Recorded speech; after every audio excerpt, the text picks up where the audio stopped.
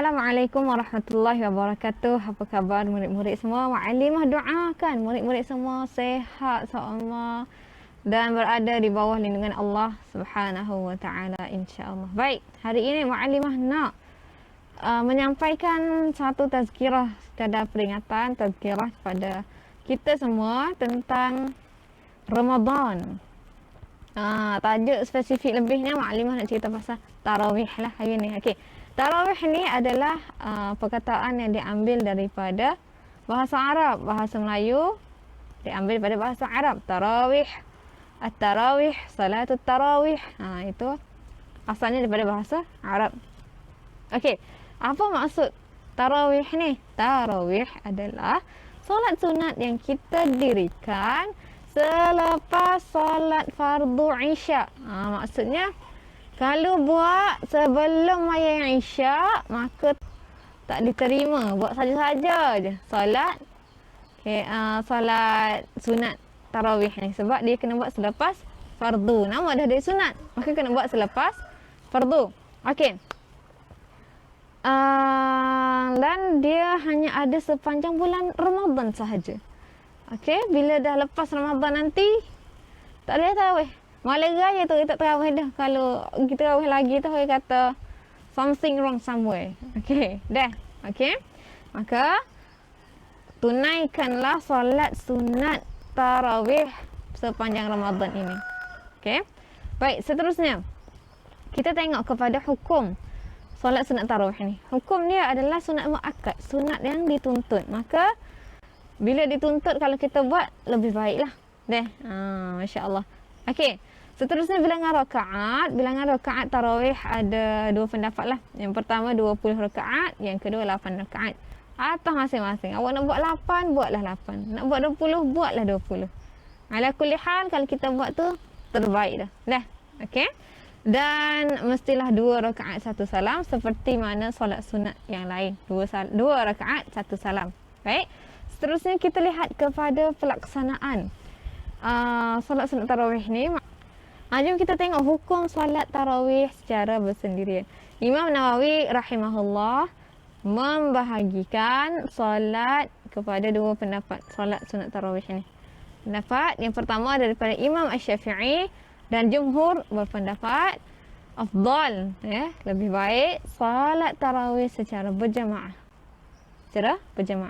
Tapi ada pendapat kedua daripada Imam Malik, Abu Yusuf dan sebahagian daripada Syafi'iyah berpendapat bahawa afdal menunaikan solat tarawih secara bersendirian di rumah. Jadi Sahibus Samahah, Datuk Dr. Zulkifli Muhammad Al-Bakri, dia buat kesimpulan hukum menunaikan solat tarawih secara bersendirian boleh, dibolehkan. Akan tetapi lebih afdalnya kita menunaikan secara berjamaah. Tak kira lah kita nak berjamaah di rumah ataupun di masjid. Baiklah, yang berikutnya kita akan pindah kepada topik seterusnya, iaitu rukun solat. Rukun solat hari ni Ma'alimah nak cerita 2 rukun solat, iaitu rukun solat yang kelima dan keenam. Okey, yang kelima apa? Siapa ingat lagi? Tak ingat tak? Okey. Yang pertama rukunnya berdiri tegak, niat, takbiratul ihram, baca al-Fatihah, rukuk, i'tidal. Maka yang kelima adalah rukun rukuk. Rukuk ni kita daripada posisi berdiri, lepas baca al-Fatihah, baca surah lazim. Okey, kita nak rukuk. Okey, badan ini anggarkanlah. Okey. Kita olok-olok ni badan, kaki, ini belakang punggung dan belakang kita. Maka Allahu Akbar rukuk. Okey, posisi kita nak rukuk macam mana? Setara mana? Macam ni ke? Macam ni ke? Syarat dia kena rukuk. Okey. Kena rukuk macam ni.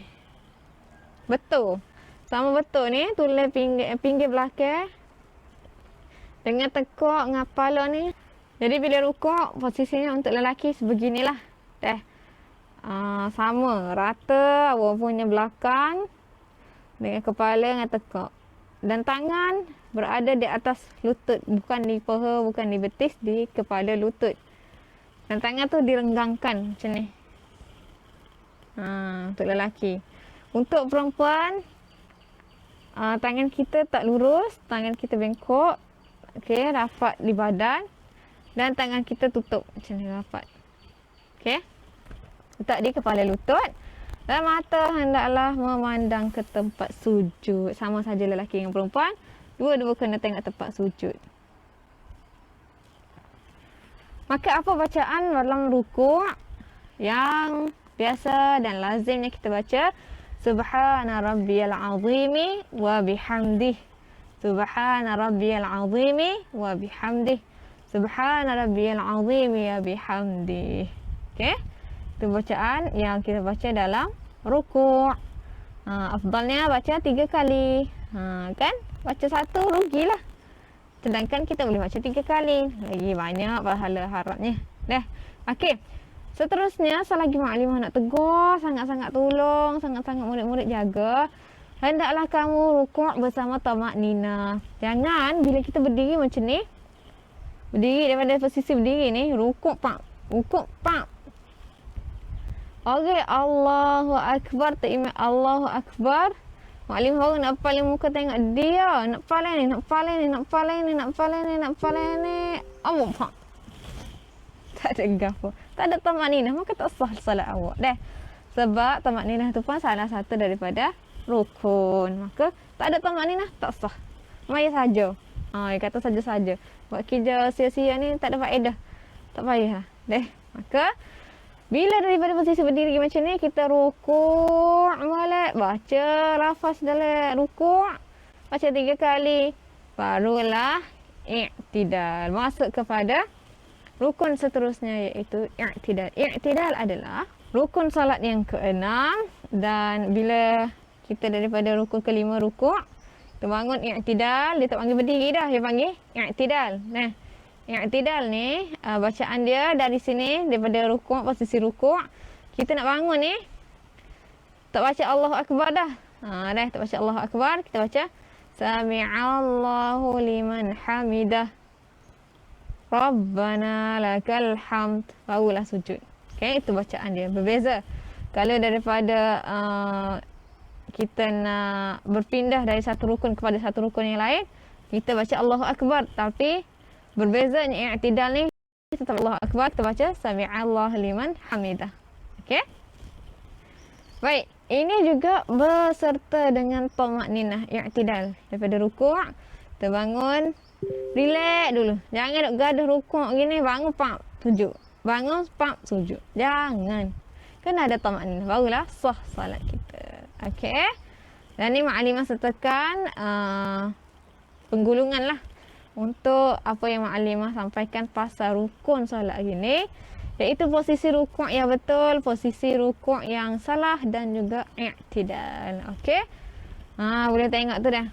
Baju kuning tu, kepala dia sama belakang, kepala, tulang belakang. Dah. Jadi kena buat sama gitulah.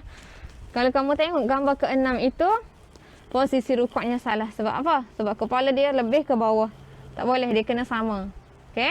Macam mana kita nak tahu maklimah sama ke tak sama kita rukuk ni? Buatlah depan mak ayah ataupun depan adik-beradik, minta tolong, mereka betulkan. Dah. InsyaAllah, moga-moga bila kita lakukan yang terbaik untuk rukun salat kita ni, moga-mudahan Allah menerima salat kita dan doa kita. Moga tak sia-sia amalan yang kita lakukan ini, hanyalah kerana Allah Subhanahu wa ta'ala. Jadi itu sahaja yang maklimah nak sampaikan untuk tazkirah Ramadan pada hari ini. Terima kasih, maklimah doakan semoga murid-murid semua dapat kembali ke sekolah tak lama lagi, insya-Allah. Okey, sama-sama kita doakan di bulan Ramadan ni, moga keberkatannya dapat mengkabulkan doa kita. Okey, itu sahaja untuk hari ini. Sekian. Wabillahi taufiq wal hidayah. Assalamualaikum.